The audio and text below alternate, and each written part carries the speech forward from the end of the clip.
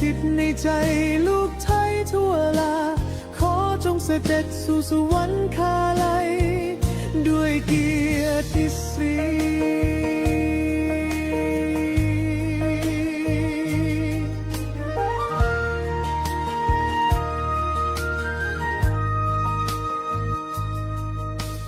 ฟ้าร้องเพลงแห่งความคิดถึงดอกไม้นิ่งฟังเสียงแห่งความพักดีทุกดวงใจยังเปล่งวาจาแห่งความรักนี้ด่าแม่ผู้ทรงเป็นดวงประทีปแห่งแผ่นดินขอกราบถวายอาลัยด้วยหัวใจพักดีรำลึกพระคุณนี้สุดจะพันนาแม่ยังอยู่ในฟ้า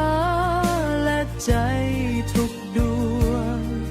ส่องแสงสว่างบนพื้นแผ่นดินไทยตราบนิรันดร์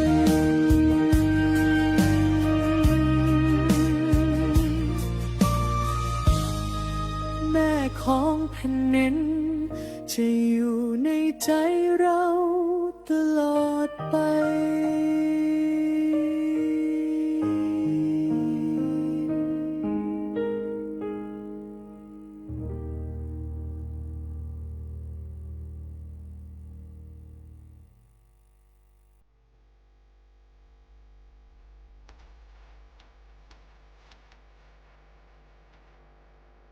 เกาะติดข่าวสารทันเหตุการณ์ในพื้นที่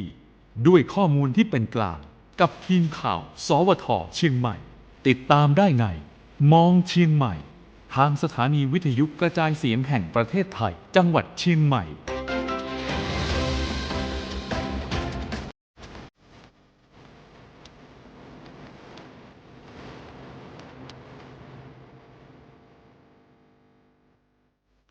สวัสดีค่ะต้อนรับคุณผู้ฟังเข้าสู่รายการมองเชียงใหม่กับทีมข่าว สวท เชียงใหม่ค่ะ เราเจอกันแบบนี้เป็นประจำในทุกวันจันทร์ค่ะยาวไปจนถึงวันพฤหัสบดีค่ะ วันนี้เราเจอกันในวันจันทร์ที่ 15 เดือนธันวาคม พุทธศักราช 2568 ค่ะ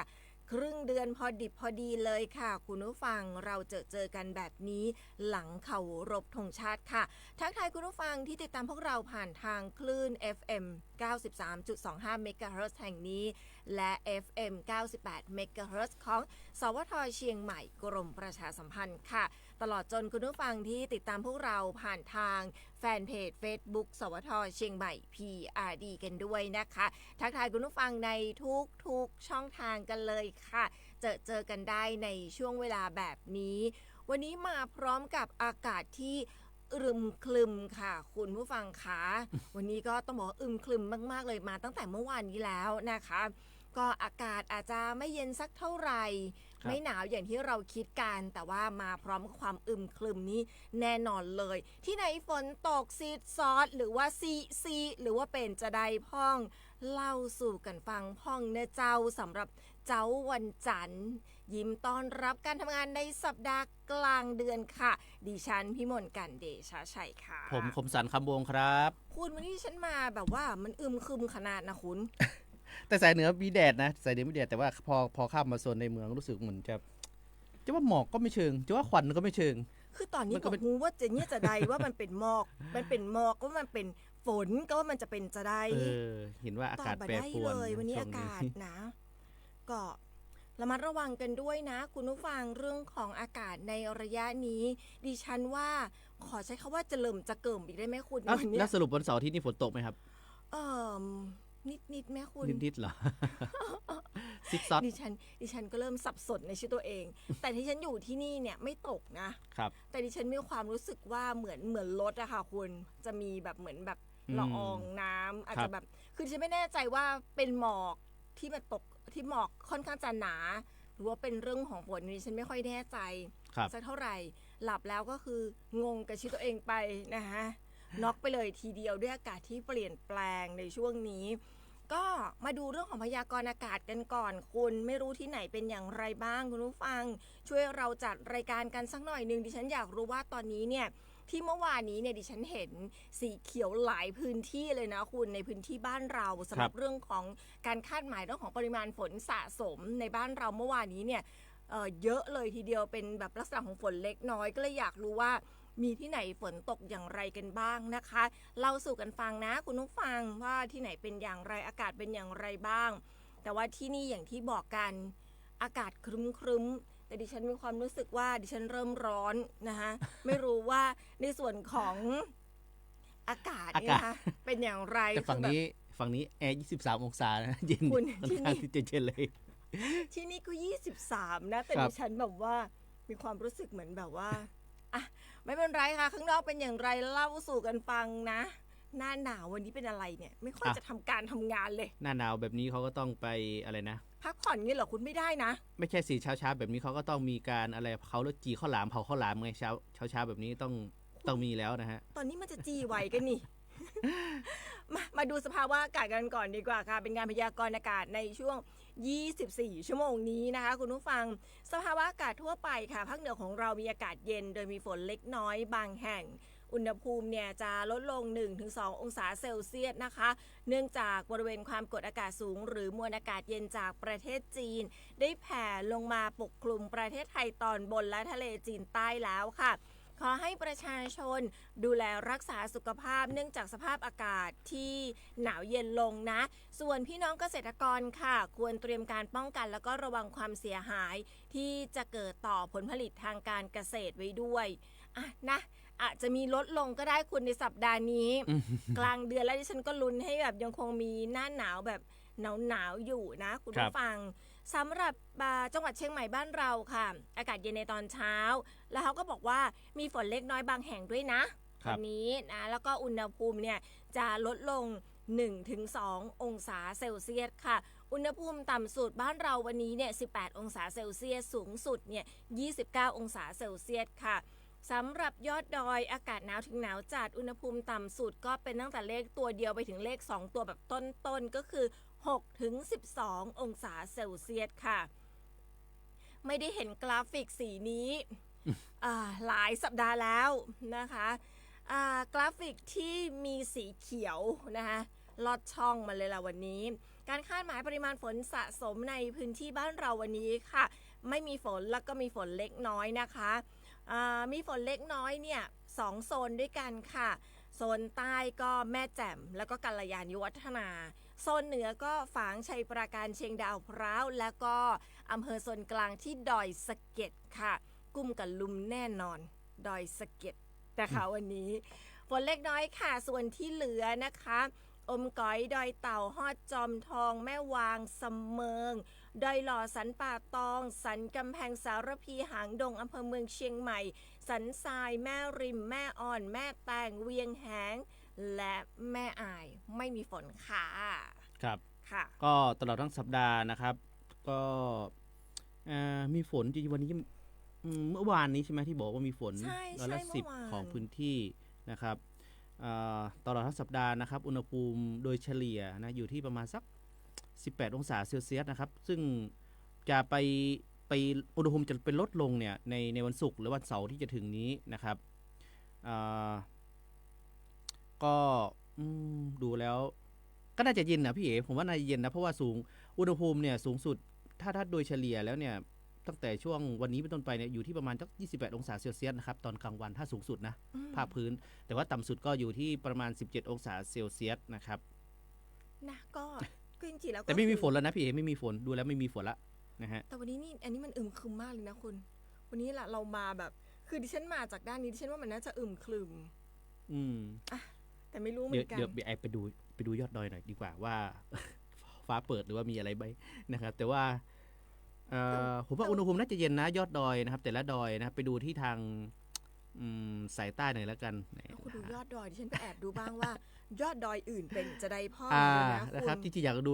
ทางสายเหนือเนาะทางอ่างคางหรือพระห่มปกอะไรอย่างเงี้ย เดี๋ยวฉัน นะครับ ขอไปแอบดู อ่ะ สักครู่ ไปที่ยอดดอยอินทนนท์นะครับเช้านี้อุณหภูมิที่ยอดดอยเนี่ย7 องศาเซลเซียสนะครับแล้วก็กิ่วแม่ปานเนี่ย8 องศาเซลเซียสเป็นเลขหลักเดียวนะฮะส่วนที่ทำการอุทยานเนี่ย15 องศาเซลเซียสนะครับวันนี้ มีใบข่าไหมคุณ วันนี้ไม่มีฮะไม่มีเหมยขาไม่มีแม่คานิ้งนะครับแต่ว่า เปิดไหม อืมท้องฟ้าท้องฟ้าไม่เปิดนะฮะมันโอเค ก็จะเป็นหมอกนะครับเป็นหมอกลงหนาๆจัดๆเลยนะครับในช่วงเวลาประมาณสัก7 นาฬิกาที่ผ่านมานะครับหมอกลงจัดเลยนะครับแต่ว่าขณะนี้น่าจะเห็นทะเลหมอกแล้วนะผมว่าช่วงนี้นะครับสายๆแบบนี้น่าจะเห็นละนะครับแต่ว่าช่วงเช้าเนี่ยมีหมอกลงจัดนะครับสำหรับท่านใดที่ขับขี่นะครับรถขึ้นดอยนะช่วงนี้ไม่ว่าจะเป็นดอยไหนๆไม่ว่าสายใต้สายเหนือนะครับระมัดระวังกันด้วยนะครับเรื่องของนี่แหละฮะหมอกลงจัดอาจจะทำให้ทัศนวิสัยในการมองเห็นเนี่ยอาจจะไม่ค่อยชัดเจนนะครับรวมถึงท่านที่ขับรถนะครับต้องใช้เกียร์ต่ำนะครับแล้วก็เปิดไฟหน้านะครับหรือว่าถ้าเป็นทางโค้งมากๆก็อาจจะส่งสัญญาณด้วยการกดแตรนะครับสั้นๆ1 ครั้งนะครับเพื่อเตือนผู้ที่อาจจะต้องขับรถสวนทางมานะครับให้ระมัดระวังนะครับที่เป็นทางโค้งนะครับโดยเฉพาะเป็นห่วงท่านที่อาจจะมาจากต่างจังหวัดครับไม่ชินทางกับการขับรถขึ้นดอยทางภาคเหนือนะครับซึ่งค่อนข้างที่จะคดเคี้ยวกว่าแล้วก็พอคดเคี้ยวแล้วก็ชันนะครับกว่าจังหวัดอื่นๆหรือภาคอื่นๆนะครับช่วงนี้ต้องระมัดระวังนะครับหากไปในพื้นที่ต่างๆแล้วจะบอกว่าไงดีไม่มีความชำนาญในเส้นทางเนี่ยนะครับไม่คุ้นชินเนี่ยสามารถที่จะใช้บริการรถนะครับในพื้นที่ได้นะครับก็เดี๋ยวเล่าให้ฟังเลยอย่างวันศุกร์ที่เราไปมาวันศุกร์นะครับวันศุกร์ทีมสวทเชียงใหม่นะครับก็ไปเยือนถิ่นสายใต้นะก็ไม่เชิงว่าใต้สุดแต่ว่าไปที่อำเภอแม่วางนะครับไปที่วัดหลวงขุนวินกันมานะครับซึ่งวัดหลวงขุนวินเนี่ยถือว่าเป็นสถานที่ที่จังหวัดเชียงใหม่เนี่ยได้คัดเลือกนะครับปีนี้เป็นเสน่ห์วัฒนธรรมไทยนะครับหรือว่าเสน่ห์ไทยนั่นเองนะครับก็เป็นการเชื่อมโยงเรื่องของวัฒนธรรมนะครับควบคู่กับศิลปวัฒนธรรมของท้องถิ่นเนี่ยชูเรื่องของซอฟต์พาวเวอร์นะครับเรื่องการท่องเที่ยวแล้วก็เป็นสถานที่ที่ถือว่ายังเป็นธรรมชาติพี่เอ๋วันนั้นที่เราไปนะครับแต่ว่าถ้าไม่ชินเส้นทางนะครับแนะนำให้ใช้บริการนะครับรถของในพื้นที่นะครับซึ่งก็มีรถ2 แถวนะรถให้บริการนะครับให้บริการอยู่คืออธิบายง่ายๆคุณผู้ฟังคะเราจะแบบมันเป็นคล้ายๆรถคอกอะค่ะที่จะกั้นเป็นมีที่นั่งเนาะแล้วก็มีเหมือนข้างหลังค่ะรถชาวบ้านเขาก็จะเอาใส่เป็นเหมือนที่พักให้เราแบบมีร่มมาคุณเนาะในเหมือนรถสมัยเก่าเหมือนรถนักเรียนอะก็เหมือนจริงๆแล้วก็เหมือนรถที่ตอนนี้ที่รับส่งนักท่องเที่ยวไปตามปางช้างไปล่องแพต่างๆก็จะคล้ายๆกันที่วิ่งแต่ก็จะเป็นส่วนมากก็จะเป็นรถเหมือนกับรถ4 วินนะ4 วิวใช่ค่ะเพราะว่าเส้นทางคืออันนี้ต้องบอกว่าช่วงที่เราไปเนี่ยนะคะทางชาวบ้านก็บอกว่าเนี่ยมีการทำถนนดีขึ้นแล้วอันนี้คือดีขึ้นแล้วนะแต่ว่าต้องบอกว่าพอขึ้นไปแล้วคุณผู้ฟังทุกอย่างที่นั่งมาเนี่ยกระตึกกระตักมาเนี่ยหายปิดทิ้งบอกอย่างนี้เลยต้องบอกว่าหายปลิดทิ้งเลยก็มีทีมงานของเราก็มีการเมารถนะเวียนหัวเมารถไปหลายท่านเลยทีเดียวนะคะแต่ละคนนี้สู้มากนะคุณ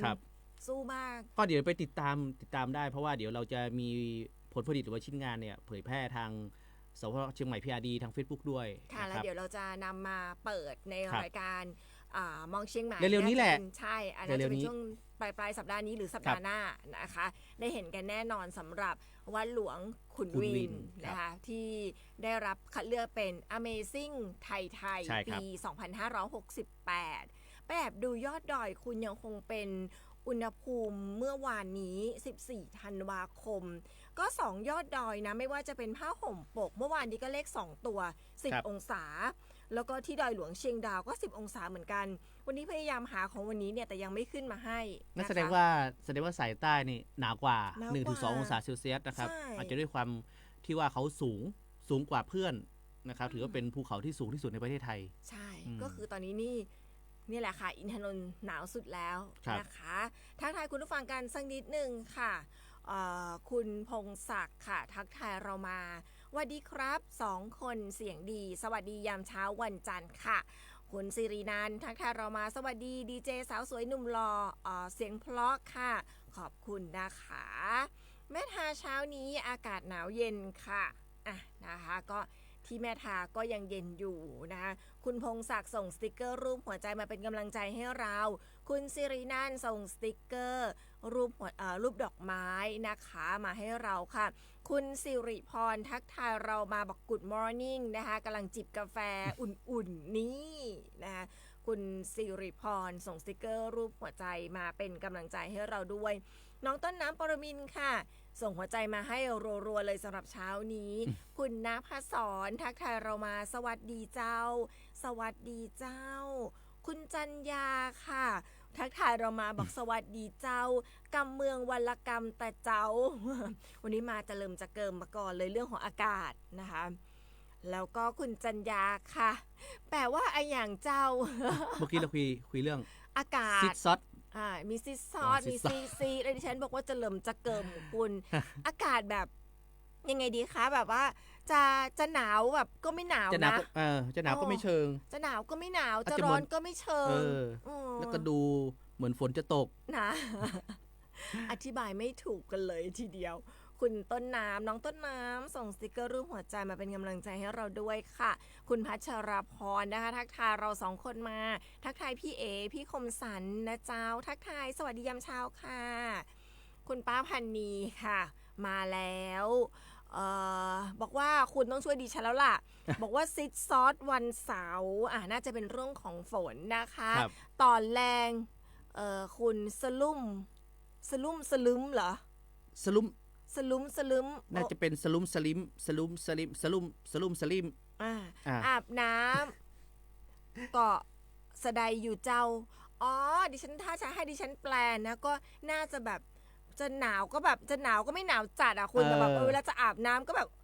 จะยังไงดี อาบก็หนาวไม่อาบก็แบบจะเหลิ่มจะเกิ่มอย่างนี้ฉันว่าแน่เลยอ่ะ ก็ตอนแรกบอกว่าตอนแรงสลุมสลิมหมายถึงว่าพบค่ำตอนพบค่ำเนี่ยอากาศมันอาจจะ อาบน้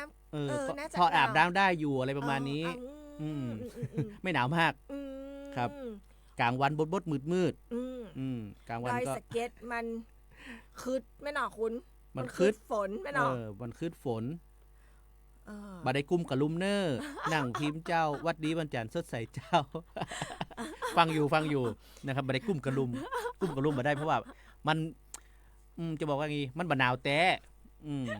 นะบะนาวแต้เตื้อหลายๆคนถามว่าจะซักผ้าตอนนี้จะหนาวอีกไหมบอกซักไปเถอะเพราะว่ากว่าจะหมดหน้าหนาวนะอีกหลายเดือนมกราคมกุมภาก็น่าจะหนาวอยู่อะไรอย่างงี้ก็ซักก็ยังเผื่อได้ใช้ เดี๋ยวเราชวนไปขึ้นดอย เผื่อได้ใช้ คุณ นะฮะ สุวชัยค่ะทักทายยามเช้านะสวัสดียามเช้าครับสุขสันต์วันจันทร์ครับทีมข่าวสวทเชียงใหม่และทุกท่านครับเช้านี้กรุงเทพ24องศาครับนะคะแล้วก็ส่งสติกเกอร์รูปหัวใจมาเป็นกำลังใจให้เราค่ะคุณตายค่ะทักทายเรามาอีกหนึ่งสาวดอยสะเก็ดนะคะคุณตายทักทายเรามาสวัสดีดีเจหนุ่มสาวทีมงานและทุกท่านเช้านี้อากาศสดใสตามพยากรณ์ในเจ้าคุณเอบอกวันพฤหัสที่ผ่านมาบอกศุกร์ถึงอาทิตย์มีฝนแต่มีตะวันเนี่ยเจ้าพี่ฝนที่บ้านตกนักพอสมควรบอกได้กุ้มกับลุมเนอร์ แสดงว่าแอบฟังเราอยู่ กุ้มกับลุมไปใส่บาตรประจำวันเกิดมาเจ้าเลยมาทักทายจ้าพี่ฝนน่าจะหมดแล้วเจ้าอากาศสดใสมีแดดออกอยู่นะเจ้าแล้วก็ดูแลสุขภาพกันเจ้าช่วยแชร์รายการให้เฮาโตยขอบพระคุณเจ้าก็น่าจะมีแดดละก็เลยไม่ได้กุ้มกับลุมนะเจ้า ก็ไปใส่บาตรประจำวันเกิดก็มีความสุขนะเจ้าสุขสันต์วันเกิดถ้าวันนี้เป็นวันเกิดเนาะ สุขสันต์วันเกิดนะครับ จ้า คุณตายใช่ไหมฮะ ใช่ค่ะบอกว่าไปใส่บาตรประจำวันเกิด ครับ นะคะก็คุณสาธรค่ะทักทายเรามานะคะท่านผู้ดำเนินรายการทั้งสองท่านทีมงานแล้วก็คุณผู้ฟังด้วยนะคะ ขอให้พระและสิ่งศักดิ์สิทธิ์คุ้มครองอาหารไทยแล้วก็ประชาชนชายแดนทุกคนขอบคุณที่เสียสละขอให้ทุกคนปลอดภัยนะคะตอนนี้ยังอยู่บ้านเรานะคะยังอยู่ที่ปากขาบ้านแม่ขาใต้ต ตำบลป่าแดดอำเภอเมืองเชียงใหม่ แสดงว่าติดใจนั้นอยู่เป็นอาทิตย์เลย ใช่ ครับ ใช่ค่ะ ก็บอกว่าตอนนี้อุณหภูมิเนี่ย20 องศา แต่เมื่อเช้าเนี่ยอยู่ที่ประมาณ 18 องศาค่ะ บอกว่าสวมเสื้อหนาว 2 ตัวนอนกุ้มกระลุม รับอากาศหนาวที่เชียงใหม่นะคะ ก็บอกว่าเมื่อวานมีละอองฝนเล็กน้อยประมาณ5 นาทีนะคะ ก็วันนี้ค่าฝุ่นก็ที่ป่าแดดเนาะสีเขียวค่ะ บอกว่าชอบฟังรายการเราขอบพระคุณค่ะ ครับ คุณตายค่ะบอกว่าช่วงก่อนมีผู้หลักผู้ใหญ่ชวนไปไหว้พระตามวัดเปิ้ลกระจวนไป แต่เฮาบ่ได้ไปกลัวเมารถนะเจ้า เลยโมทนาบุญไปกับเปิ้ลเจ้า น่าจะเล่าให้เราฟังเหมือนที่เราเล่าเรื่องของวัดหลวงขุนวิน ครับ นะคะ ก็ทางก็ค่อนข้างจะจริงๆแล้วเนี่ยรถโดยสารของพื้นที่เนาะของพี่ๆชาวบ้านที่พื้นที่เนี่ยก็ต้องบอกว่ามั่นใจได้เยอะกว่าเลยแหละจริงๆนะ ใช่ นะ เพราะ คะ เราได้ใช้บริการมาแล้ว ใช่ค่ะนี่ยืนยันได้ลุงแป๊ะทักทายบอกว่าสวัสดียามเช้าจ้าดีเจคุยอะไรกันคะรับ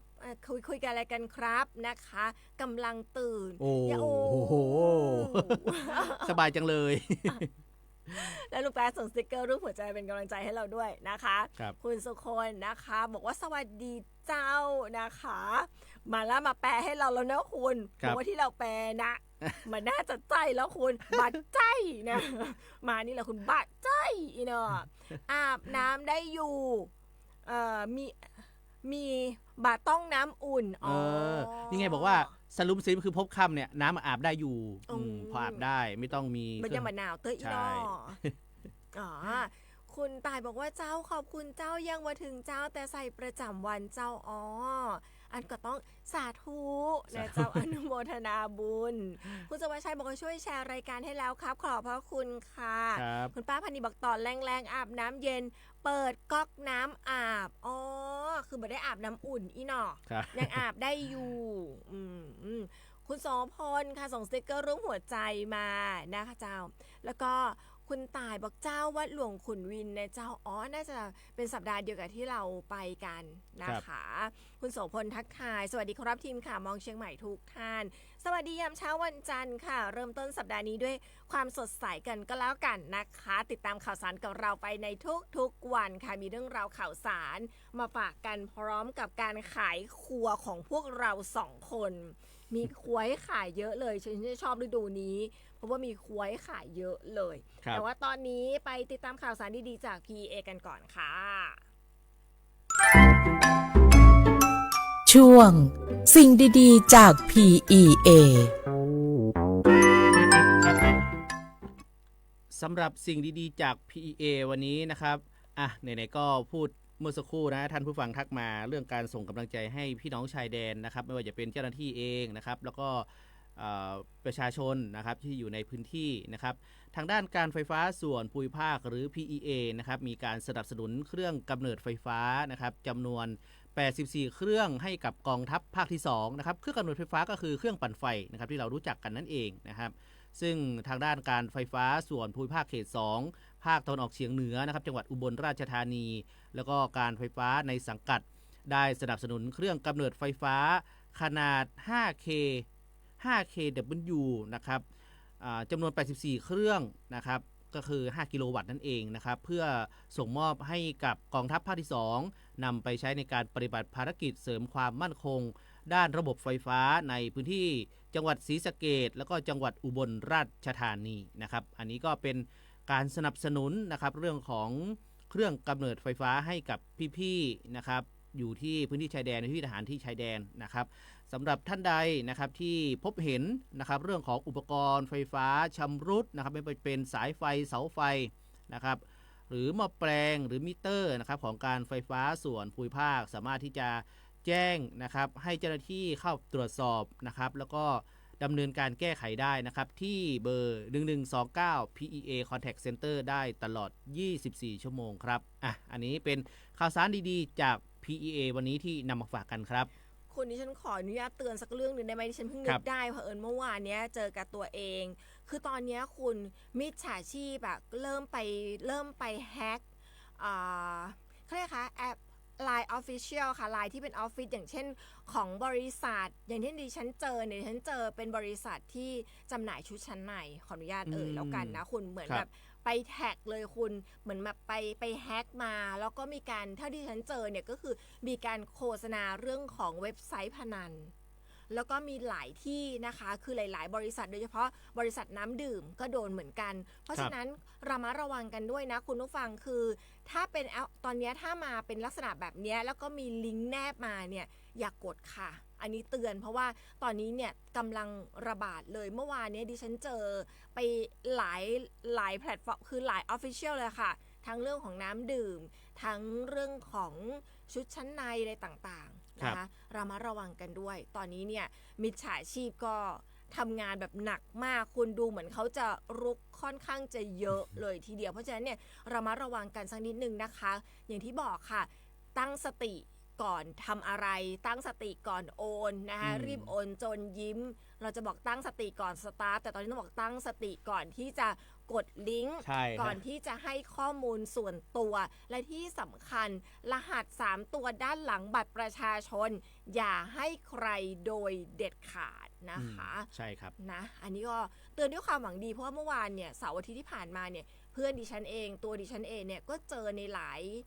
ายบริษัทดีกว่าคุณด้วยความที่เราอาจจะซื้อของผ่านทางออนไลน์ค่อนข้างจะเยอะในระยะนี้นะคะก็เรามาระวังกันด้วยนี่แจ้งเตือนคุณผู้ฟังนึกได้คุณขออนุญาตเตือนก่อนเดี๋ยวคุยเรื่องอื่นไปแล้วดิฉันจะลืมนะคะเรามาระวังแล้วกันเนาะไปต่อกันค่ะกับ3นาทีกับอัยการแผ่นดินนะคะเรื่องวันนี้จะมีมาในเรื่องของค่าสินใหม่ทดแทนกรณีถึงแก่ชีวิตนะคะจะเรียกอย่างไรวันนี้มีมาฝากกันค่ะ3นาทีกับอัยการแผ่นดิน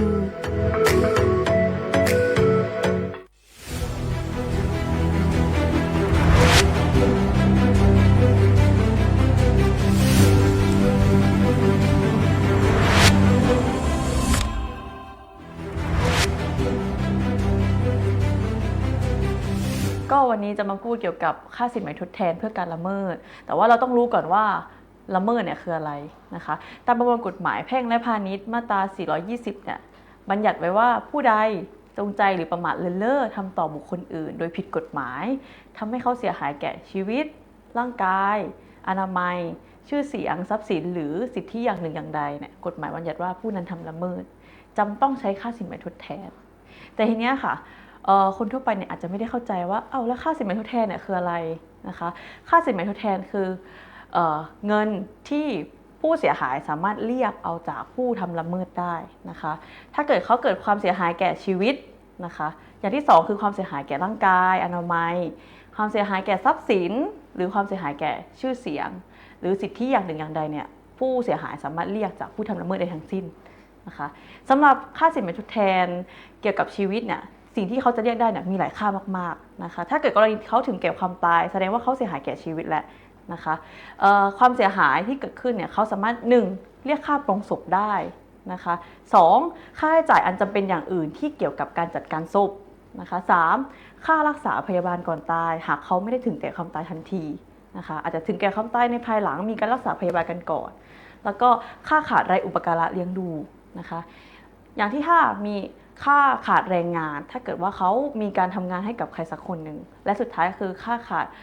ประโยชน์ทำมาหาได้นะคะอันนี้เรียกว่าผู้เสียหายเนี่ยมีสิทธิ์ที่จะเรียกค่าสินไหมทดแทนจากผู้ทำละเมิดได้ทั้งสิ้นนะคะแต่ทีนี้เนี่ยก็ต้องมาดูกันว่าแล้วค่าปลงศพเนี่ยคืออะไรนะคะค่าปลงศพก็คือค่าจัดการศพทุกอย่างนะคะยกตัวอย่างเช่นการนำศพกับภูมิลำเนาตรงนี้ผู้เสียหายสามารถเรียกจากผู้ทำละเมิดได้นะคะอย่างที่2ค่าเกี่ยวกับการจัดซื้อดอกไม้ในการจัดทำศพอันนี้เรียกว่าค่าปลงศพทั้งสิ้นหรือแม้กระทั่งค่ารถที่บิดามารดาจะต้องเดินทางไปจัดการศพอันนี้ก็เรียกได้คือหมายความว่าทุกสิ่งทุกอย่างที่เกี่ยวกับการจัดงานอันนี้สามารถเรียกได้ทั้งสิ้นเรียกว่าค่าปลงศพและค่าใช้จ่ายอันจะเป็นอย่างอื่นแต่ว่ามีประเด็นตรงที่ว่าไอ้ค่าใช้จ่ายอันจะเป็นอย่างอื่นเนี่ยค่ะจะต้องเป็นไปสมแก่ฐานานุรูปหมายความว่าหากเป็นครอบครัวคนจีนเป็นครอบครัวใหญ่เขาจำเป็นต้องจัดงานศพตามฐานะของเขาเช่นการซื้อที่ฝังศพหรือการซื้อโลงศพที่อาจจะไม่เหมือนของชาวพุทธตรงนี้ค่ะมันคือเขาสามารถเรียกได้ทั้งสิ้นไม่ว่าเขาจะมีฐานะ สูงแค่ไหนจำเลยจะปัดความรับผิดไม่ได้ แต่ทั้งนี้ทั้งนั้นก็คือต้องเรียกให้สมแก่ฐานานุรูปด้วยนะคะก็อาจจะไม่ได้แยกว่าศาสนาพุทธจะต้องซื้อแค่โลงศพเราไม่ได้แยกศาสนาคือทุกศาสนาจะจัดการไปได้ก็ต่อเมื่อสมแก่ฐานานุรูปของเขาด้วยนะคะอันนี้คือเรียกค่าโปรงศพหรือว่าค่าใช้จ่ายอันจำเป็นอย่างอื่น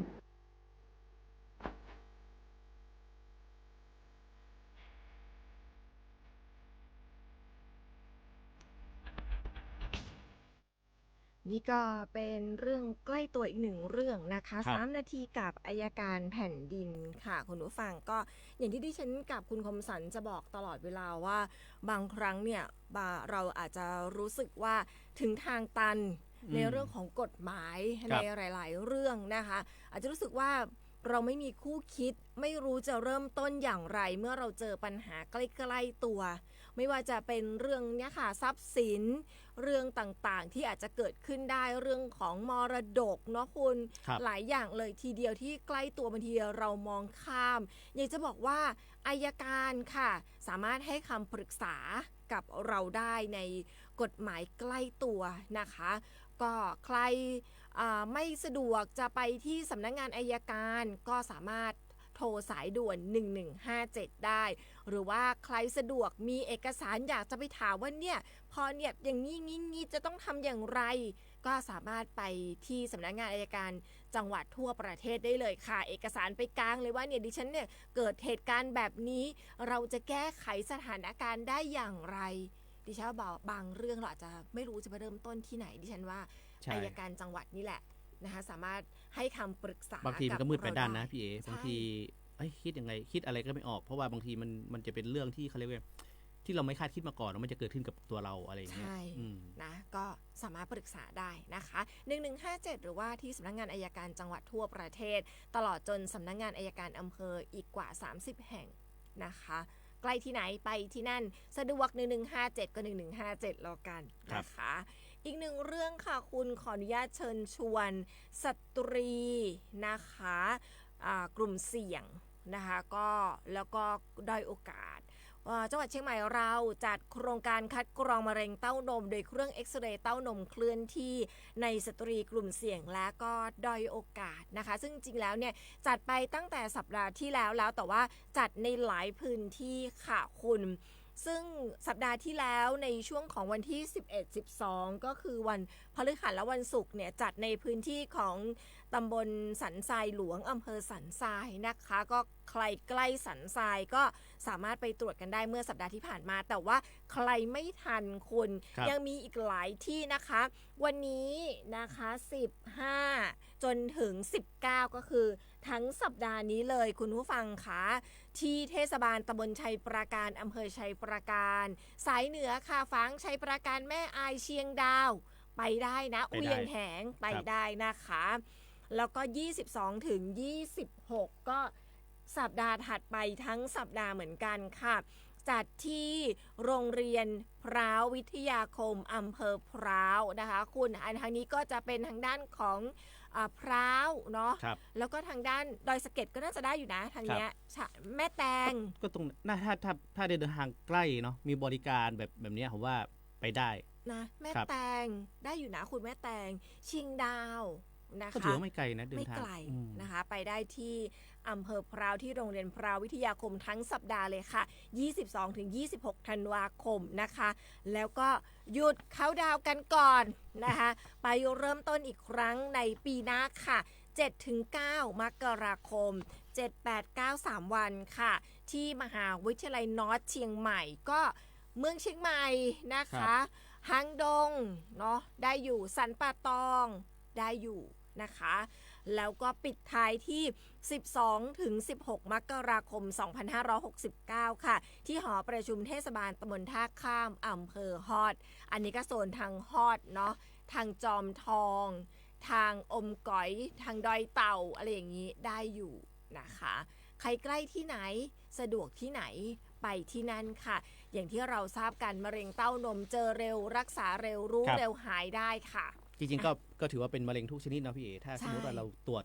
ถ้าเจอได้ไวรักษาไวนะครับก็มีโอกาสที่จะรักษาหายเนี่ยนะครับเป็นปกติเนี่ยได้เร็วกว่าที่เราจะไปเจอตอนที่ ระยะที่แบบใกล้ๆสุดท้ายแล้วอะไรต่างๆนะครับปลอดภัยไว้ก่อนตรวจเลยผมว่า ใช่แล้วเขาก็มีการสอนเรื่องของการตรวจด้วยตนเอง ตรวจ ครับ เบื้องต้นวิธีการตรวจมีหลายวิธีนะคุณผู้ฟังนะคะอาบน้ำไปด้วยเราสามารถตรวจไปด้วยได้เหมือนกัน ครับ ไปฉันแนะนำค่ะ ผู้หญิงทุกคนนะคะต้องตรวจค่ะอ่ะอันนี้เป็นอีกหนึ่งกิจกรรมที่อยากจะเชิญชวน ครับ หลายๆคนที่กลัวจะบอกเลยว่าไม่เจ็บอย่างที่คิด อืม นะอ่ะไปไหนต่อดีคุณ เอาไปเดี๋ยวพาไปเที่ยวขายครัวกันขายครัว ไปคุณขายครัว จริง ปะ ๆมีขายครัวอีกอันหนึ่งก็คือเรื่องของบ้านถวายนะครับบ้านถวายเขาจะมีการจัดนะครับงานเรื่องของการไม้แกะสลักเนี่ยครับซึ่งจัดขึ้นเป็นประจำทุกปีนะครับครั้งนี้เป็นครั้งที่ 35 แล้วนะครับ ค่ะ ก็ด้วยความร่วมมือจากทุกภาคส่วนนะครับก็จะจัดนะครับขึ้นในวันที่ 26 ธันวาคมถึง 28 ธันวาคมนะครับ 2568 นะครับก็เชิญชวนนะครับไปอุดหนุนพ่อค้าแม่ค้านะครับเรื่องของไม้แกะสลักนะครับแล้วก็มีของฝากนะครับจากบ้านถวายนะครับรวมถึงมีกิจกรรมกาดมั่วครัวหอมหรือกิจกรรมอะไรต่างๆเนี่ยมากมายเลยมี 26 นะครับถึง 28 3 วันนะครับ ค่ะ รวมไปถึงท่านใดที่อาจจะไปทดลองเรื่องของการแกะสลักเนี่ยก็จะมีเขาเรียกว่าช่างหรือว่าศาลาเนี่ยนะครับมาสอนนะครับมาเขาเรียกเวิร์กช็อปนะครับสำหรับท่านใดที่อยากจะลองนะครับเรื่องของการแกะสลักไม้นะครับไปกันได้นะครับที่บ้านถวายนะครับอำเภอตำบลขุนคงอำเภอหางดงนะครับจังหวัดเชียงใหม่นะครับแล้วก็ขายครัวอีกหนึ่งอย่างนะครับซึ่งก็ ค่ะ ใกล้จะถึงแล้วนะครับซึ่งงานนี้นะครับอุทยานหลวงราชพฤกษ์นะครับเชิญชวนร่วมกิจกรรมราชพฤกษ์ออคิดวีคนะครับเปิดประสบการณ์ใหม่กับความงดงามของกล้วยไม้ในเทศกาลชมสวน 2568 นะครับทางนางสาวธินรัตน์นะครับพิทักษ์พงษ์เจริญผู้อำนวยการอุทยานหลวงราชพฤกษ์เชิญชวนผู้สนใจนะครับเข้าร่วมเปิดประสบการณ์ใหม่กับความงดงามของกล้วยไม้ในสัปดาห์พิเศษครับราชพฤกษ์ออคิดวีคนะครับซึ่งงานนี้จัดขึ้นระหว่างวันที่ 17 นะครับถึง 20 ธันวาคม 2568 โดยจะได้พบกับกล้วยไม้หลากหลายสายพันธุ์ครับพร้อมกิจกรรม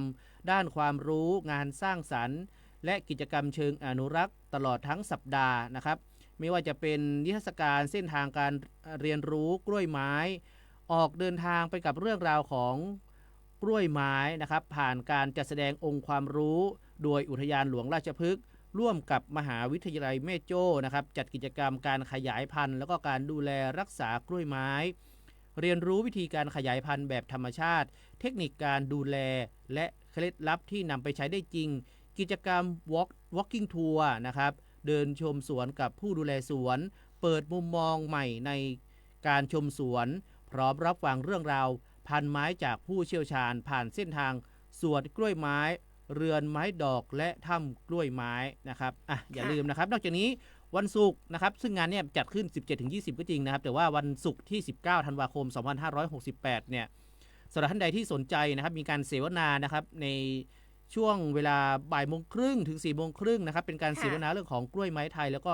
การอนุรักษ์และการสานต่อพระราชสวนีนะครับก็ไปร่วมกิจกรรมกันได้เชิญชวนนะครับหรือว่าท่านใดที่อาจจะสอบถามข้อมูลเพิ่มเติมนะครับโทรไปสอบถามได้นะครับที่เบอร์ 053 114 110 นะครับถึง2นะครับ053 114 110ถึง2นะฮะอันนี้ติดต่อไปได้นะครับสำหรับท่านใดที่จะสนใจเรื่องของกิจกรรมราชพฤกษ์ออคิดวีคนะครับค่ะก็อยู่ในเทศกาลชมสวนปี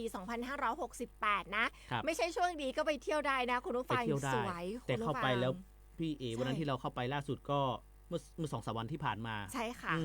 สวย คือกล้วยไม้กำลังบานช่วงนี้หน้าหนาวเขามากับหน้าหนาวจริง อืม หลากหลายสายพันธุ์จริงๆกล้วยไม้นะครับ ค่ะ สวยมาก แล้วก็เรามีโอกาสได้เห็นดอกกล้วยไม้ควีนสิริกิติ์ ใช่ นะคะ ครับ แคทริยาควีนสิริกิติ์ด้วยนะคะ ก็มีปลูกที่อุทยานหลวงราชพฤกษ์นะคะ แล้วก็ใครสนใจใครที่แบบชอบกิจกรรมศิลปะคุณวันเสาร์ที่จะถึงนี้วันเสาร์ที่ 20 ก็เชิญชวนไปทำเลซินคุณ ครับ นะคะเลซินเรื่องของกล้วยไม้ด้วยเหมือนกันนะคะ เป็นของประดับที่สวยงามเลยทีเดียวใครสนใจเขาก็มีเวิร์กช็อปด้วยเหมือนกันนะหรือว่าวันอื่นๆ แต่ละช่วงคุณเขาจะมีไฮไลท์หลังจากนี้ก็จะเป็นไฮไลท์เรื่องของเขาดาวน์แล้วล่ะ ครับ แล้วก็มีการเปิดตัวน้องคุณนี่ไปปลายปีด้วยนะคะ อืม สำหรับเทศกาลชมสวน 2568 2568 ค่ะแล้วอีกหนึ่งกิจกรรมที่กำลังจะเกิดขึ้นในช่วงปลายปีด้วยเหมือนกันคุณนั่นก็คือ Botanic Festival 2026 ค่ะสวนของแม่ The Queen Mother Garden เทศกาลพฤกษศาสตร์ที่ยิ่งใหญ่ที่สุดของปีงานนี้จัดขึ้นที่สวนพฤกษศาสตร์สมเด็จพระนางเจ้าสิริกิติ์ค่ะก็จัดขึ้นในช่วงของวันที่ 24 ธันวาคม 2568 ถึง 4 มกราคม 2569 ค่ะกิจกรรมก็มีตั้งแต่ช่วงเช้าเลย 9 โมงจนถึง 4 โมงครึ่งทุกวันนะคุณผู้ฟัง 24 ธันวาคม 2568 ถึง 4 มกราคม 2569 ค่ะต้องบอกว่าช่วงนี้เนี่ยจะเป็นช่วงที่น้องๆหลายคนหยุดเรียนแล้วนะที่น้องๆที่จะเรียนในโรงเรียนของคาทอลิกคุณก็เป็นช่วงของคริสต์มาสค่ะ We wish you a Merry Christmas แล้วนะคะก็จะหยุดในส่วนของการเรียนจะไปเปิดเทอมอีกทีนึงหลังปีใหม่เลยเพราะฉะนั้นช่วงนี้เป็นช่วงที่สามารถพา Family หรือครอบครัวไปท่องเที่ยวคุณไม่ว่าจะเป็นสวนพฤกษศาสตร์อุทยานหลวงราชพฤกษ์สวนสัตว์เชียงใหม่ในซาฟารีหรืองานชาร์มมิ่งเชียงใหม่อันนี้ฉันมาเป็นแพ็กเกจเลยนะคะได้ทุกพื้นที่เลยกับอากาศเย็นๆแบบนี้นะคะสูดลมหายใจด้วยออกซิเจนให้เต็มปอดแล้วก็พร้อมที่จะกลับไปทำงานในปีหน้าให้สดใสเลยทีเดียวนะกิจกรรมเยอะแยะมากมายเลยนะสำหรับที่สวนพฤกษศาสตร์สมเด็จพระนางเจ้าสิริกิติ์ค่ะไม่ว่าจะเป็นเรื่องของโลกใบเล็กๆที่เต็มไปด้วยชีวิตของแมลงจิ๋วๆนะคะแมลงจิ๋วที่เราเป็นหนึ่งในนิเวศนะคะคุณแล้วก็รวมถึงพืชโบราณล้านปีอะนะสนใจไปชมได้สนใจเข้าร่วมกิจกรรมเวิร์กช็อปต่างๆได้ที่สวนพฤกษศาสตร์สมเด็จพระนางเจ้าสิริกิติ์ค่ะครับ8:55 นาทีค่ะไปไหนต่อดีน่าจะได้อีกหนึ่งข่าวดิฉันไปดูคุณผู้ฟังสักนิดนึงจริงๆกิจกรรมพอดีกิจกรรมนี้จัดผ่านไปแล้วเมื่อวานนี้นะครับวันที่ 14นะครับก็เป็นเรื่องขององค์การบริหารส่วนจังหวัดเชียงใหม่นะครับร่วมกับภาคีเครือข่ายเนี่ยเขาจัดงานมหกรรมสุขภาพเมืองเชียงใหม่นะครับปี 2568 ยกระดับคุณภาพชีวิตประชาชนส่งเสริมการเข้าถึงบริการทางการแพทย์นะครับเมื่อวานนี้เขาจัดกิจกรรมกันที่หอประชุมเฉลิมพระเกียรติ 80 พรรษาองค์การบริหารส่วนจังหวัดเชียงใหม่นะครับโดยทางด้านองค์การบริหารส่วนจังหวัดเชียงใหม่เนี่ยร่วมกับศูนย์ศรีพัฒน์คณะแพทยศาสตร์มหาวิทยาลัยเชียงใหม่นะครับแล้วก็องค์กรพันธมิตรด้านสาธารณสุขนะครับจัดงานมหกรรมสุขภาพเมืองเชียงใหม่ 2568 Health Charming เชียงใหม่ 2025 นะครับซึ่งงานนี้จัดไป 2 วันนะครับวันที่ 13 แล้วก็ 14 ธันวาคม 2568 เสาร์ที่ผ่านมานะครับเพื่อเป็นการส่งเสริมแล้วก็พัฒนาคุณภาพชีวิตของประชาชนในพื้นที่ให้มีความมั่นคงปลอดภัยในด้านสุขภาพครอบคลุมทุกมิติทางด้านร่างกายจิตใจและสังคมตลอดจนยกระดับความรู้ด้านสุขภาพส่งเสริมให้ประชาชนใส่ใจสุขภาพเชิงรุกภายหลังมีการถ่ายโอนภารกิจด้านการส่งเสริมสุขภาพสู่ท้องถิ่นเพื่อให้ประชาชนเข้าถึงบริการได้อย่างทั่วถึงและนำไปสู่การพัฒนาระบบสุขภาพในจังหวัดเชียงใหม่ก็มีนายชัชวาลปัญญานะครับรองผู้ว่าราชการจังหวัดเชียงใหม่เป็นประธานในงานนั้นด้วยนะครับซึ่งในงานเนี่ยมีการบริการสุขภาพจากแพทย์ผู้เชี่ยวชาญนะครับหลากหลายสาขากันเลยทีเดียวไม่ว่าจะเป็นการตรวจคลื่นไฟฟ้าหัวใจและความแข็งแรงของหลอดเลือดแดงตรวจสุขภาพเบื้องต้นนะครับการตรวจระดับน้ำตาลในเลือดตรวจมวลร่างกายการตรวจวัดสายตาด้วยเครื่องอัตโนมัติการให้คำปรึกษาด้านสุขภาพจิตนอกจากนี้ก็มีกิจกรรมนะครับการอบรมการช่วยชีวิตขั้นพื้นฐานนะครับหรือการ CPR นั่นเองนะครับรวมถึงการออกบูธจากหน่วยงานที่เกี่ยวข้องนะครับซึ่งงานนี้เนี่ยจัดให้บริการฟรีนะครับตลอดทั้งงานเลยไม่มีค่าใช้จ่ายครับอันนี้เป็นข่าวสารดีๆเมื่อเสาร์ที่ผ่านมาครับผมทักทายคุณผู้ฟังในช่วงสุดท้ายของรายการค่ะคุณวารินนะคะทักทายเรามาบอกสวัสดีค่ะวันนี้อากาศที่ป่าบงแดดบ้างครึ้มบ้างค่ะนะคะคุณตายนะคะบอกว่าเดี๋ยวนี้คนเปิ้ลบักให้ฟังข่าวกันกาว่าจะได้คุณดีเจหลายวันก่อนมีคนรู้จักในหมู่บ้านเปิ้ลบอกอยู่ดีๆก็มีทางไฟฟ้าจะให้เปลี่ยนเกี่ยวกับไฟฟ้านะเจ้าเฮาก็บอกว่าต้องสอบถามทางไฟฟ้าดีๆเนอะนะเจ้าไฟฟ้าบ้านเฮานะบอกไปแบบนี้เจ้าก็จริงๆค่ะไฟฟ้าเองก็มีฉายชีพเยอะด้วยเหมือนกันนะคะระมัดระวังกันด้วยเรื่องของเนี้ยค่ะเปลี่ยนมิเตอร์อะไรเงี้ยระวังกันด้วยแล้วกันนะคุณผู้ฟัง คุณนึกค่ะบอกรุ่นวัดครับ มาละหายไปหลายวันเลยใกล้ปีใหม่เนาะใกล้สิ้นปี งานจะยุ่งน้อยๆครับคุณพัดบอกสวัสดีค่ะ สวัสดีทักทายทุกท่านนะคะ มาช่วยกันจัดรายการมาทักทายให้เรามีความรู้สึกว่าไม่ได้อยู่โดดเดี่ยวนี้โดดเดี่ยวผู้น่ารักนะคะมาอยู่กันมาช่วยกันจัดรายการหลายๆท่านกันเลยทีเดียวนะคะในช่วงท้ายของรายการกันแล้วค่ะ8:58 นาทียังคงต้องแจ้งเตือนคุณผู้ฟังค่ะในเรื่องของมิจฉาชีพเนาะอันนี้คือระมัดระวังด้วยเรื่องของที่พัก รันทุกวงการฮะใช่ค่ะโดยเฉพาะช่วงนี้บ้านเรา